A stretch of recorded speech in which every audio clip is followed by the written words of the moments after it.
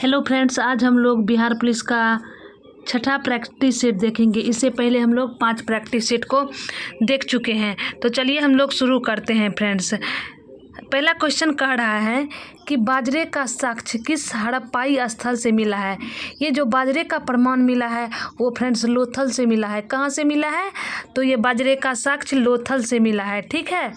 अगला क्वेश्चन कह रहा है निम्नलिखित कथनों पर विचार कीजिए। जैन साहित्य को आगम कहा जाता है। तो हाँ, जैन साहित्य को आगम कहा जाता है। इन आगम ग्रंथों की रचना दिगंबर संप्रदाय के लोगों के द्वारा की गई है। तो नहीं, ये जो आगम ग्रंथ है इनकी रचना दिगंबर संप्रदाय के लोगों द्वारा नहीं किया गया है। तो ऑप्शन नंबर ए गलत हुआ। फिर अगला कह रहा है न्याय धम्मक महासूत्र में भगवान महावीर की शिक्षाओं का संग्रह है। तो हाँ, न्याय धम्मक महासूत्र में भगवान महावीर की शिक्षाओं का संग्रह है। इस प्रकार ऑप्शन नंबर बी करेक्ट हो जाएगा। ठीक है, केवल 2। तो चलिए हम लोग चलते हैं अगले क्वेश्चन की ओर। देखिए अगला क्वेश्चन क्या कह रहा है फ्रेंड्स। अगला क्वेश्चन कह रहा है मौर्यकालीन कर के संबंध में कौन सा विकल्प असत्य है। गलत को ढूंढने के लिए कह रहा है। ठीक है फ्रेंड्स, जो देखिए बलि, हिरण्यसेतु, प्रण, ये सब जो कर था ना, ये मौर्य काल के समय इस संभाषाओं का प्रयोग होता था। ठीक है फ्रेंड्स, ये जो सेतु बंध है ना, सेतु बंध संबंधित है सिंचाई प्रबंधन कर से। किससे है? तो राज्य की ओर सिंचाई प्रबंधन कर से संबंधित है सेतु बंध कर। ठीक है, सेतु बंध कर का अर्थ ही होता है सिंचाई प्रबंध कर। ठीक है, और हिरण्य का अर्थ होता है अनाज के रूप में न लेकर बल्कि नगद कर। अनाज के रूप में न लेकर बल्कि नगद कर। ठीक है, हिरण्य का अर्थ होता है। और बलि का अर्थ होता है एक प्रकार का राजस्व कर। बलि किसको कहा जाता था मौर्य काल में? तो बलि एक प्रकार का राजस्व कर था। ठीक है फ्रेंड्स, और ये जो प्रण था ये निर्यात कर नहीं था। तो ऑप्शन नंबर ए क्या हो जाएगा? गलत। और गलत को ही ढूंढने के लिए कह रहा है। तो ऑप्शन नंबर ए करेक्ट हो जाएगा। ठीक है, बलि एक प्रकार का राजस्व कर था, हिरण्य अनाज के रूप में न लेकर एक नगद कर था। ठीक है, और सेतु बंध का प्रयोग सिंचाई बंध के रूप में करते थे। ठीक है, तो चलिए अगला क्वेश्चन कर रहा है निम्नलिखित में कौन सा विकल्प असत्य है। असत्य को फिर गलत को ढूंढने के लिए कह रहा है। ठीक है, पुस्तक और लेखक का नाम दिया हुआ है। ठीक है, पुस्तक और लेखक का नाम दिया हुआ है। ये जो हरविलास पुस्तक है इनके लेखक राजशेखर हैं। हरविलास पुस्तक के लेखक कौन है? तो राजशेखर हैं हरविलास पुस्तक के। ठीक है, कृत्य कल्पतरु पुस्तक के लेखक लक्ष्मीधर है। कौन? कृत्य कल्पतरु पुस्तक के लेखक लक्ष्मीधर हैं। और हरिकेल के विशलदेव हैं। हरिकेल पुस्तक के लेखक विशलदेव हैं। और पृथ्वीराज विजय जो पुस्तक है उनके लेखक सामवेद नहीं है। तो इस प्रकार ऑप्शन नंबर सी करेक्ट हो जाएगा। ठीक है, तो चलिए हम लोग अगले क्वेश्चन की ओर चलते हैं। देखिए अगला क्वेश्चन क्या कर रहा है। देखिए हम हर प्रैक्टिस सेट में 1 से 50 तक क्वेश्चन लाते हैं। ठीक है, और हर प्रैक्टिस सेट बहुत ही महत्वपूर्ण है एग्ज़ाम के लिए। ठीक है, तो आपको प्रैक्टिस सेट यदि देख रहे हैं तो पूरा देखिए, बिल्कुल भी स्किप ना कीजिए, क्योंकि इससे जुड़े हुए इंपॉर्टेंट फैक्ट को भी बताते हैं। ठीक है, यदि फ्रेंड्स आप हमारी चैनल पर पहली बार आए हैं तो उसे सब्सक्राइब कर दीजिएगा। और पहली बार यदि प्रैक्टिस सेट भी देख रहे हैं तो इससे पहले जाकर आप 5 पीछे वाला प्रैक्टिस सेट भी देख लीजिए। ठीक है, ये ज्ञान बिंदु सर के द्वारा चलाया गया प्रैक्टिस सेट है। ठीक है, जो हम आपके सामने रख रहे हैं। अगला क्वेश्चन कर रहा है निम्नलिखित में से किस वंश के शासकों द्वारा पुरी के प्रसिद्ध जगन्नाथ मंदिर का निर्माण किया गया था। ये जो उड़ीसा में जो पुरी मंदिर है, उड़ीसा में जो जगन्नाथ मंदिर है, ठीक है, वो गंग वंश के शासकों के द्वारा निर्माण करवाया गया था। किस वंश के शासक?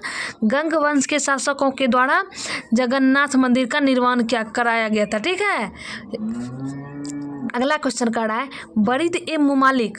ये जो बरीद ए मुमालिक है ना, ये एक प्रकार का गुप्तचर विभाग था। ठीक है, बरीद ए मुमालिक क्या था? एक गुप्तचर विभाग का नाम था। ठीक है, इसकी स्थापना किसने की थी? बरीद ए मुमालिक गुप्तचर विभाग की स्थापना बलबन किए थे। कौन किए थे? बलबन। ठीक है, अगला क्वेश्चन कर रहा है निम्नलिखित में कौन सा साहित्य औरंगजेब कालीन नहीं था। और अर्थात औरंगजेब की रचना के समय कौन सी साहित्य है जिनकी रचना औरंगजेब के समय नहीं की गई थी। देखिए मासिर ए आलमगीरी नुक्स ए दिलखुशा और मंतखब उल लुबाब जो है, इन तीनों साहित्य की रचना औरंगजेब के शासन के काल के समय किया गया था। बट चार चमन जो है ना, इनकी रचना औरंगजेब के समय नहीं किया गया है। तो किन 3 साहित्य की रचना औरंगजेब के समय किया गया था? तो मासिर ए आलमगीरी, नुक्स ए दिलखुशा, मुंतखब उल लुबाब। ठीक है, इन तीनों की रचना औरंगजेब के शासनकाल के समय किया गया था। ठीक है, तो चलिए हम लोग बढ़ते हैं अगले क्वेश्चन की ओर। फ्रेंड्स देखिए, अगला क्वेश्चन कह रहा है संगमेश्वर का युद्ध किनके बीच हुआ था? तो ये संगमेश्वर का युद्ध जो हुआ था ना, मुगल एवं मराठा के बीच हुआ था। किनके बीच संगमेश्वर का युद्ध हुआ था? तो मुगल एवं मराठा के बीच हुआ था। ठीक है, ऑप्शन नंबर 1 करेक्ट हो जाएगा। तो चलिए अगले क्वेश्चन की ओर चलते हैं। अगला क्वेश्चन कह रहा है देसी रियासत के प्रति ब्रिटिश नीति के विभिन्न चरण, ये ब्रिटिश कहिए या अंग्रेज कहिए, ठीक है, ब्रिटिश नीति के विभिन्न चरण के संदर्भ में निम्नलिखित में से किसका मिलान सही नहीं है? ये जो घेरे की नीति थी, ठीक है फ्रेंड्स, बस हमको ईस्वीसन सेलेक्ट करना है या ईस्वीसन सही है कि नहीं है। ठीक है फ्रेंड्स, ये जो घेरे की नीति थी ये 1765 से 1813 तक चली थी। ठीक है, ये घेरे की जो नीति थी ये 1765 से 1813 तक। ठीक है, ये सही है। ठीक है, और कह रहा है अगला अधीनस्थ पृथक्करण की नीति। ये जो अधीनस्थ पृथक्करण की नीति थी ये भी 1813 से 1858 तक चली थी। ठीक है फ्रेंड्स, कब से कब तक चली थी अधीनस्थ पृथक्करण की नीति? 1813 से 1858 तक। अधीनस्थ संघ की नीति 1858 से 1947। तो बिल्कुल नहीं फ्रेंड्स, इसका डेट गलत है। अधीनस्थ संघ की नीति वही समान संघ की नीति करा है। समान संघ की नीति कब से कब तक चला था? 1935 से 1947 तक। समान संघ की नीति कब से कब? 1935 से 1947 तक।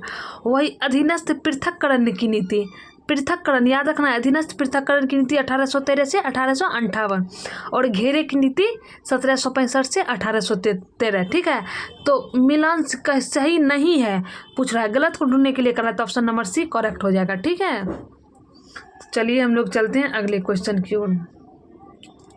देखिए अगला क्वेश्चन कह रहा है वर्ष 1945 में गठित फ्लाउड कमीशन का संबंध किससे है? एक क्वेश्चन यहाँ से और उभर कर आता है, फ्लाउड कमीशन का गठन कब हुआ था? तो वर्ष 1945 में हुआ था फ्रेंड्स। कब हुआ था? तो वर्ष 1945 में फ्लाउड कमीशन का गठन हुआ था। ये जो फ्लाउड कमीशन है ये किससे संबंधित है? तो जमींदारी व्यवस्था की जांच के लिए फ्लाउड कमीशन का गठन किया गया था। ठीक है फ्रेंड्स, जमींदारी व्यवस्था की जांच से संबंधित है, इस प्रकार कह सकते हैं। ठीक है, तो ऑप्शन बी करेक्ट हो जाएगा। अगला क्वेश्चन कह रहा है रंपा विद्रोह निम्नलिखित में से किस आंदोलन से प्रेरित था? ये जो रंपा विद्रोह था ना फ्रेंड्स, ये असहयोग आंदोलन से प्रेरित था। किससे? रंपा विद्रोह किस आंदोलन से प्रेरित था? तो असहयोग आंदोलन से प्रेरित था। ऑप्शन नंबर सी करेक्ट हो जाएगा। रंपा विद्रोह किससे प्रेरित था? किस आंदोलन से प्रेरित था? तो असहयोग आंदोलन से प्रेरित था। ठीक है, अगला क्वेश्चन कर रहा है नेशनल सोशल कॉन्फ्रेंस का प्रथम अधिवेशन आयोजित कहाँ हुआ था? नेशनल सोशल कॉन्फ्रेंस का प्रथम अधिवेशन कहाँ हुआ था? तो मद्रास में हुआ था। ठीक है फ्रेंड्स, चलिए हम लोग अगले क्वेश्चन की ओर बढ़ते हैं। देखिए अगला क्वेश्चन बड़ा है, थोड़ा सा जूम करते हैं। ठीक है फ्रेंड्स, देखिए अगला क्वेश्चन कह रहा है निम्नलिखित में कौन सा विकल्प सही नहीं है? तो गलत को ढूंढने के लिए कह रहा है। यहाँ लेखक और यहाँ पत्रिकाएं का नाम दिया हुआ है। ठीक है, ये जो इंडियन मिरर है, ये जो इंडियन मिरर पत्रिका है, इनके लेखक केशव चंद्र सेन है। इंडियन मिरर पत्रिकाएं के लेखक कौन है? तो इंडियन मिरर के लेखक केशव चंद्र सेन है। कौन है इंडियन मिरर के? केशव चंद्र सेन। ठीक है, तो बार बार रिपीट इसलिए करते हैं कि आपको ज़्यादा माइंड में सेट हो सके। ठीक है, ए नेशन इन मेकिंग जो पत्रिका है, इनके लेखक सुरेंद्र नाथ बनर्जी है। ठीक है, कौन है? सुरेंद्र नाथ बनर्जी, जिन्होंने कांग्रेस की स्थापना जो वर्ष 1885 ईस्वी में हुई थी, उनमें बहुत बड़ा योगदान था। ठीक है, इनका ये ह्यूम किए थे ना कांग्रेस की स्थापना, लेकिन द्वितीय संस्थापक सुरेंद्र नाथ बनर्जी को ही कहा जाता है। ठीक है, कांग्रेस का। ये जो इंडिया डिवाइडेड है, इंडिया डिवाइडेड पत्रिका के भी लेखक डॉक्टर राजेंद्र प्रसाद थे। ठीक है, इंडिया डिवाइडेड के कौन थे? तो डॉक्टर राजेंद्र प्रसाद।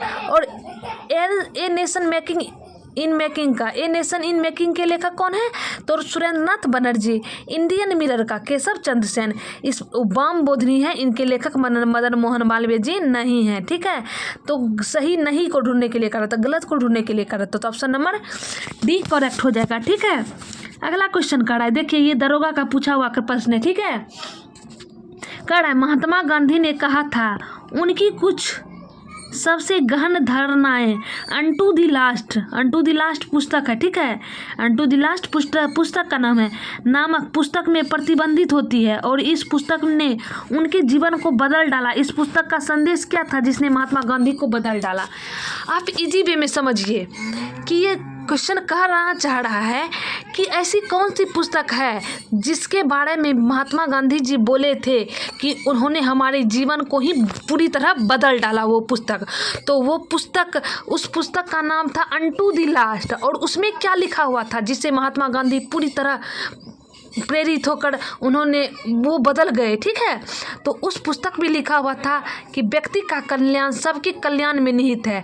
ठीक है, जो अनटू द लास्ट पुस्तक है, यह जो पंक्ति थी कि व्यक्ति का कल्याण सबके कल्याण में निहित है, यह जो कथन है पूरी तरह महात्मा गांधी को बदल डाली थी। ठीक है फ्रेंड्स, तो चलिए हम लोग चलते हैं नेक्स्ट क्वेश्चन की ओर। देखिए अगला क्वेश्चन क्या कह रहा है फ्रेंड्स। हर क्वेश्चन अपने आप में बहुत बड़ा योगदान रखता है। बहुत ही VVI क्वेश्चन को ज्ञान बिंदु से सिलेक्ट की है, इसीलिए उनके एक भी प्रैक्टिस सेट को मिस नहीं करना है। हम देखिए बहुत सारे लोग यूट्यूब पर सर के नाम पर चला रहे थे, लेकिन हम जो दिखा रहे हैं बहुत ही वो रियल है। ठीक है, 100% रियल है अपने आप में फ्रेंड। कह रहा है निम्नलिखित में कौन सा कार्य लॉर्ड रिपन से संबंधित है?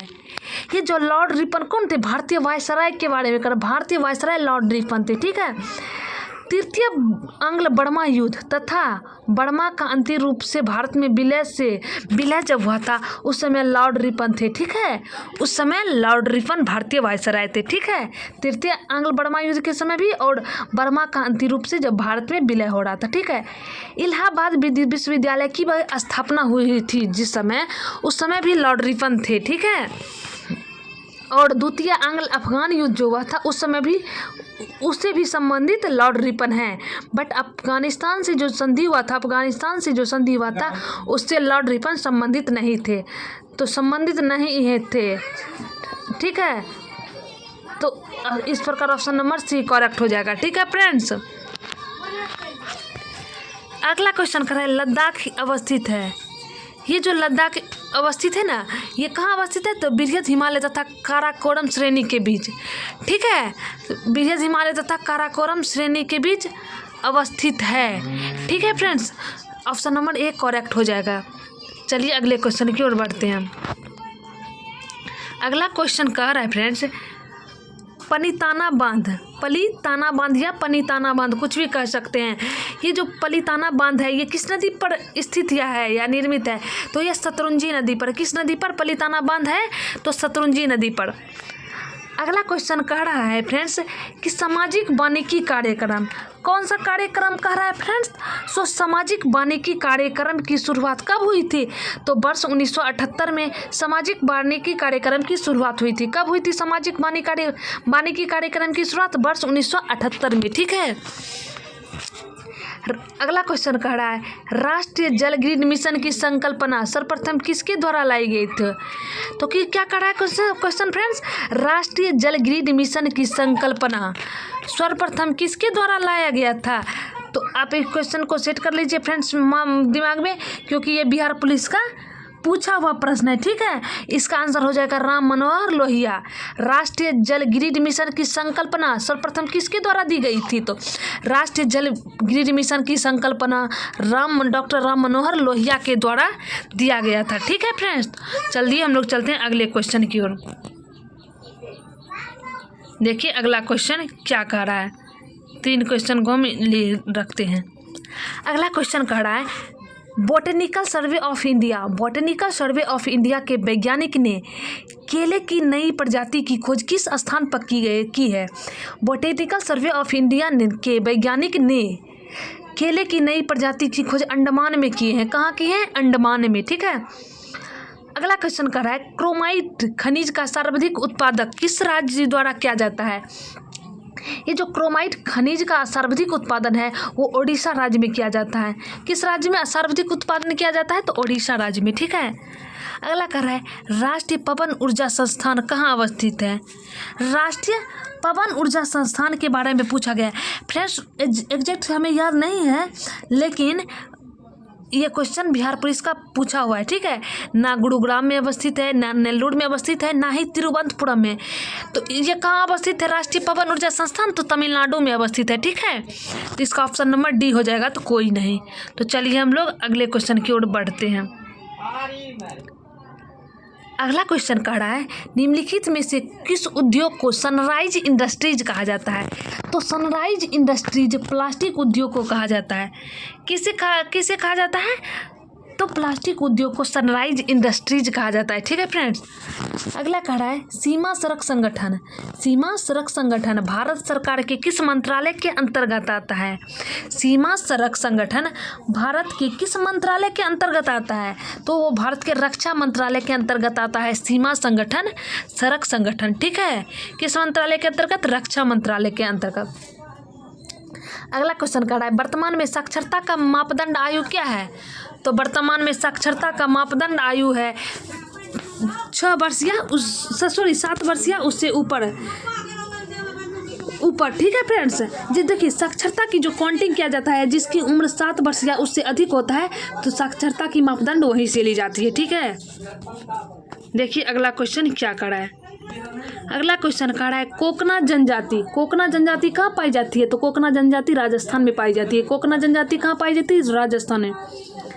सेसा आर्कटिक अभयारण्य। सेसा आर्किड अभयारण्य किस राज्य में है? तो सेसा आर्कटिक अभयारण्य अरुणाचल प्रदेश में है।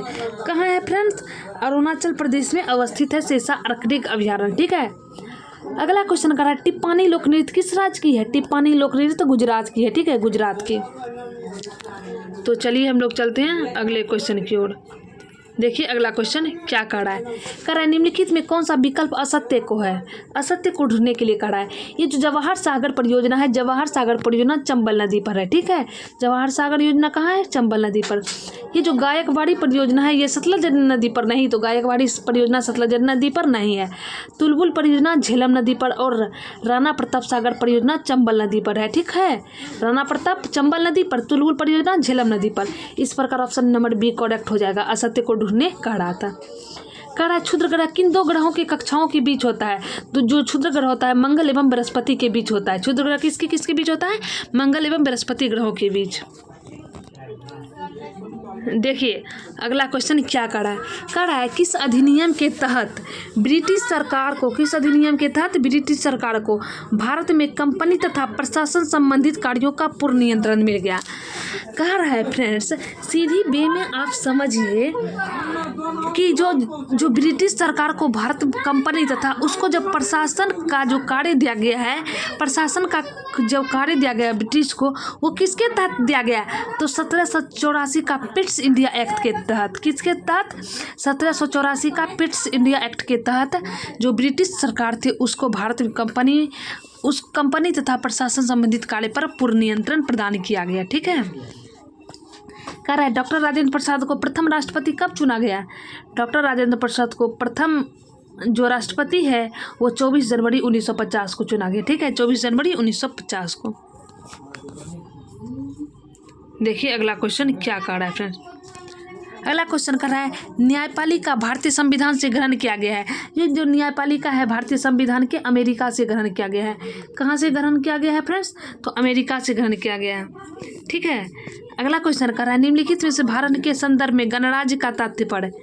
गणराज्य का तात्पर्य गणराज्य का प्रमुख प्रत्यक्ष रूप से लोगों द्वारा निर्वाचित होता है? नहीं, गणराज्य का अर्थ ये नहीं होता है राज्य का प्रमुख प्रत्यक्ष रूप से लोगों द्वारा निर्वाचित होता है। नहीं। सभी के साथ समान व्यवहार? तो नहीं।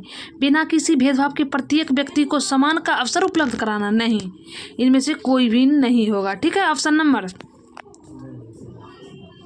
डी। फिर अगला क्वेश्चन कह रहा है फ्रेंड्स, 2 क्वेश्चन को इंक्लूड करते हैं। अगला क्वेश्चन कर रहा है निम्नलिखित कथनों पर विचार कीजिए। आधार कार्ड का प्रयोग नागरिक या अधिवास के प्रमाण पत्र के रूप में किया जाता है? नहीं। फिर कहा एक बार जारी करने के पश्चात इसके अंतर्गत करने वाला प्राधिकरण आधार संख्या को निष्क्रिय या लुप्त नहीं कर सकता है, तो निष्क्रिय या लुप्त नहीं कर सकता है। इनमें से भी कोई ऑप्शन नहीं होगा। ठीक है, अगला कह रहा है भारतीय संविधान में स्थानीय निकाय का उल्लेख कहाँ मिलता है, तो भारतीय संविधान में स्थानीय निकाय का उल्लेख राज्य के नीति निर्देशक तत्वों में मिलता है। स्थानीय निकाय का उल्लेख कहाँ मिलता है, तो राज्य के नीति निर्देशक तत्वों में। ठीक है, तो चलिए अगले क्वेश्चन की ओर चलते हैं। 37 नंबर के क्वेश्चन पर कुल 50 क्वेश्चन है। कह रहा है वायुसेना प्रमुख की नियुक्ति कौन करता है, तो वायुसेना की प्रमुख की नियुक्ति राष्ट्रपति करते हैं। कौन करते हैं वायुसेना प्रमुख की नियुक्ति? राष्ट्रपति। स्थल जल वायु इन तीनों सेना के प्रमुख राष्ट्रपति ही माने जाते हैं। ठीक है, राष्ट्रपति माने जाते हैं। भारतीय संविधान के अनुच्छेद 78 में प्रावधान है किसके दायित्वों का? ये जो आर्टिकल नंबर 78 है उसमें प्रधानमंत्री के दायित्वों का वर्णन है। ठीक है, प्रधानमंत्री के दायित्वों का वर्णन आर्टिकल 78 में है। अगला क्वेश्चन कह रहा है कि उच्च न्यायालय के न्यायाधीशों की आयु का निर्धारण किसके द्वारा किया जाता है? ये जो उच्च न्यायालय के न्यायाधीशों की जो आयु है वो किसके द्वारा? तो ये राष्ट्रपति के द्वारा। किसके द्वारा? तो राष्ट्रपति के द्वारा किया जाता है निर्धारण। ठीक है, उच्च न्यायालय के न्यायाधीश की आयु का निर्धारण किसके द्वारा? राष्ट्रपति के द्वारा। अगला कह रहा है दल बदल के संदर्भ में सांसद सदस्य के निहारता पर फैसला कौन करता है? तो लोकसभा अध्यक्ष करते हैं। कौन करते हैं? दल बदल के संदर्भ में लोकसभा के अध्यक्ष। देखिए, सर्वोच्च न्यायालय सुप्रीम कोर्ट से संबंधित अधिकतर फैसलाएं राष्ट्रपति ही लेती हैं। ठीक है, अगला क्वेश्चन कह रहा है निम्नलिखित में कौन सा सरकारिया आयोग का सदस्य था? सरकारिया आयोग के सदस्य डॉक्टर SR सेन थे। कौन थे सरकारिया आयोग के सदस्य? Doctor SR Sen. ठीक है, तो चलिए चलते हैं अगले क्वेश्चन की ओर। देखिए, अगला क्वेश्चन कह रहा है निम्नलिखित में कौन सा विकल्प असत्य है? असत्य को ढूंढने के लिए कह रहा है ये जो कीमत नियंत्रण है, कीमत नियंत्रण समवर्ती सूची का विषय है। कीमत नियंत्रण किस विषय में आता है? तो समवर्ती सूची में आता है। प्रादेशिक लोकसेवा यदि लोक सेवा रहता तो वह संघ सूची का विषय हो जाता, लेकिन प्रादेशिक लोक सेवाएं वो राज्य सूची का विषय होता है। ठीक है, समुद्री और गहराई मार्ग संघ सूची का विषय है। ठीक है फ्रेंड, समुद्री और हवाई मार्ग संघ सूची का विषय है, लेकिन लॉटरी राज्य सूची का विषय नहीं है। तो इस प्रकार ऑप्शन ए करेक्ट हो जाएगा। ठीक है, चलते हैं नेक्स्ट क्वेश्चन की ओर। नेक्स्ट क्वेश्चन कर रहा है भारत के मुख्य निर्वाचन आयुक्त की पदावधि क्या है? भारत के जो मुख्य निर्वाचन आयुक्त होते हैं उनकी पदावधि 6 से 65 वर्ष है। कितनी उम्र है? तो 6 से 65 वर्ष। देखिए 44 नंबर का क्वेश्चन क्या कर रहा है? कह रहा है पंचायती राज व्यवस्था से संबंधित समिति के संदर्भ में कौन सा विकल्प सत्य नहीं है? कौन सा विकल्प सत्य नहीं है? ये जो संस्थानन समिति है ना, संस्थानन समिति की स्थापना वर्ष 1961 ईस्वी में की गई थी। तो फ्रेंड्स देखिए, ये जो संस्थानन समिति है इसकी स्थापना वर्ष 1961 में नहीं की गई थी। ठीक है फ्रेंड्स, इसकी स्थापना 1961 में नहीं की। ये जो सादिक अली समिति है इसकी स्थापना 1964 में की गई थी। ठीक है, इसकी स्थापना 1964 में की गई थी। और LM सिंधवी समिति का स्थापना 1986 में, सिंधवी समिति का स्थापना 1986 में, और रॉव समिति की स्थापना 1985। रॉव समिति 1985 और सिंधवी समिति 1986 और सादिक अली समिति का 1964 में हुआ था स्थापना। ठीक है, कराए संदर्भ में विकल्प सत्य नहीं है। सत्य नहीं है तो ये नहीं है, ऑप्शन नंबर ए करेक्ट हो जाएगा। ठीक है, देखिए रॉव समिति का गठन कब हुआ था? 1985, सिंधवी का 1986, सादिक अली समिति का 1964 में। ठीक है, अगला क्वेश्चन कर रहा है लोकसभा और राज्यसभा में अनुसूचित जाति तथा अनुसूचित जनजातियों को आरक्षण किस संविधान संशोधन के तहत दिया जाता है? देखिए, जो लोकसभा है और राज्यसभा दोनों में अनुसूचित जाति और अनुसूचित जनजाति दोनों को आरक्षण प्रदान किया गया है। वो किस संविधान संशोधन के तहत दिया गया है? तो 79वां संविधान संशोधन के द्वारा, 79 संविधान संशोधन के तहत दिया गया है। ठीक है फ्रेंड्स, उनको आरक्षण अनुसूचित जाति और अनुसूचित जनजातियों को आर्टिकल नंबर 79 के तहत। ठीक है, तो चलिए अगले क्वेश्चन को देखते हैं। देखिए अगला क्वेश्चन खड़ा है, कोलंबो कप का संबंध किससे है? तो कोलंबो कप का संबंध फुटबॉल से है। किससे है? फुटबॉल से कोलंबो कप का संबंध। मुक्केबाजी किस परिसर में खेला जाता है? मुक्केबाजी रिंग परिसर में खेला जाता है। किस परिसर? रिंग परिसर। अगला खड़ा है, कंपनी का डिवेंचर धारक किसे कहा जाता है? तो लेनदारों को कंपनी का डिवेंचर धारक कहा जाता है। किसको? लेनदार को डिवेंचर धारक। देखिए 49 नंबर का क्वेश्चन, बजट एक लेखा पत्र है।